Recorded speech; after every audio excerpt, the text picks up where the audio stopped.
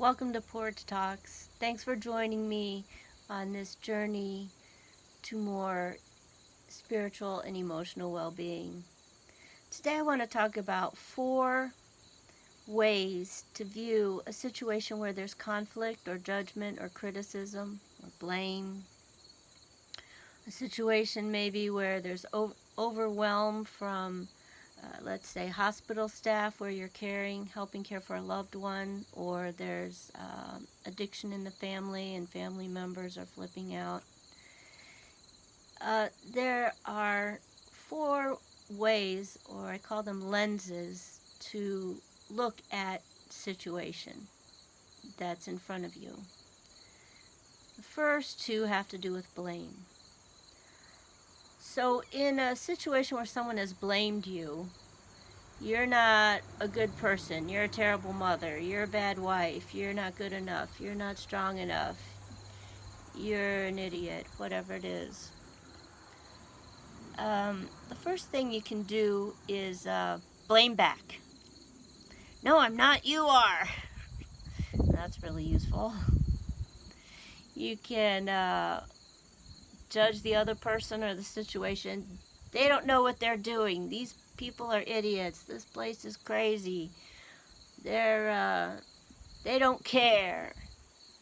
That's blaming back. The second thing you can do is blame yourself. Oh, I'm not good enough. I can't handle this. I don't know how to talk. I don't know how to talk to these people. I'm not clear. I'm not smart enough. I'm not loving enough. This is where we beat up on ourselves. So, the 2 first situations, blame back or blame yourself. Now, the last 2 I'd like to talk about actually help you get to a different brain state so you can start moving forward on resolving the issue and getting what you need. And that's called noticing. The first one is trying to find out, trying to notice what it is I need right now in this situation that I'm not getting. I need understanding. I need clarity. I need appreciation. I need acceptance. I need connection. I need help. I need support. I need love. And once you can identify what it is you really need and notice these needs are not being met here, you move to a different brain state in which you can start to think about, well, where can I get these needs met? Can I get them met by this other person right now who's also flipped their lid? Probably not. Can I get them met by myself? Can I find a way to meet my own needs? Can I get them met by my higher power? Can I get them met by a trusted other, counselor, therapist, advocate,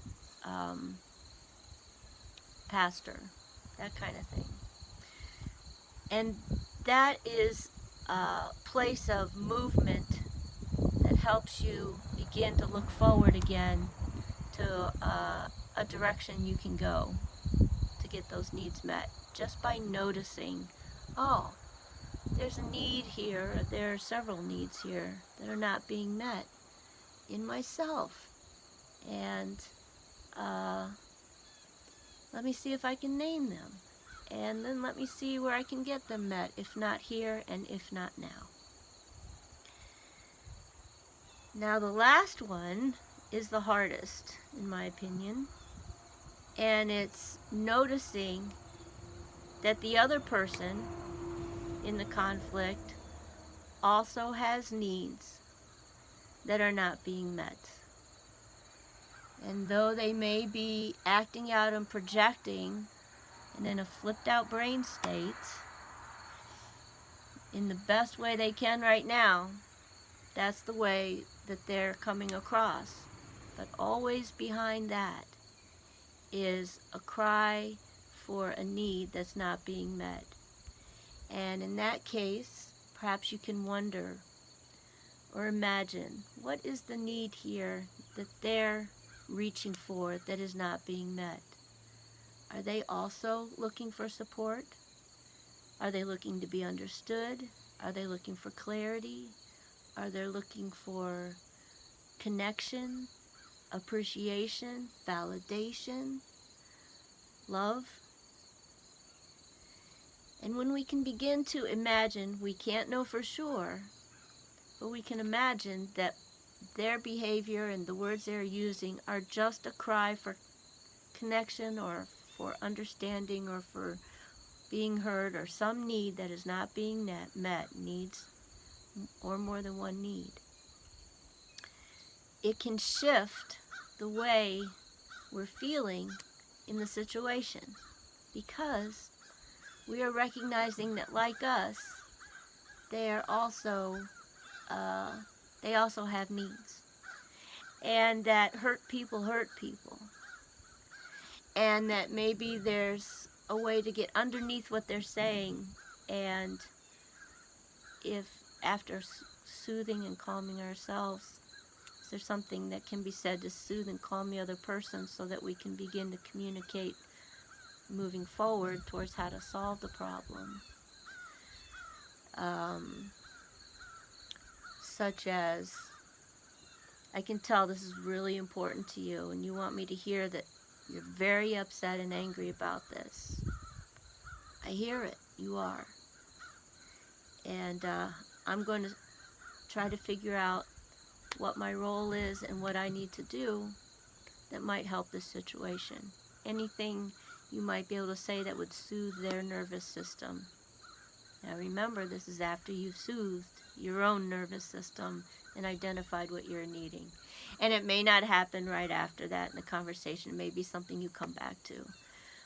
But just to see that we are all human beings struggling with universal human needs that we're all trying to fulfill or get met, helps us have more patience and love for ourselves, and perhaps more compassion for the other person and their struggle. It doesn't mean we give them everything they need. It means we hear their needs and interpret what they're saying through that lens, and begin to see how we might be able to show up in a way in which everyone may be able to have their needs really heard and understood, and work together towards a mutual understanding. Now, the one caveat has to do with safety. And if they're acting out in a way that feels unsafe, then removing yourself from the situation pronto, and then begin to ponder what is it that they may be needing there, but do it from a position of safety first for yourself. And with that, I leave you with these 4 responses. Blame back, blame yourself, notice what you're feeling and needing, and imagine or notice what you wonder the other person may be feeling and needing. Thank you.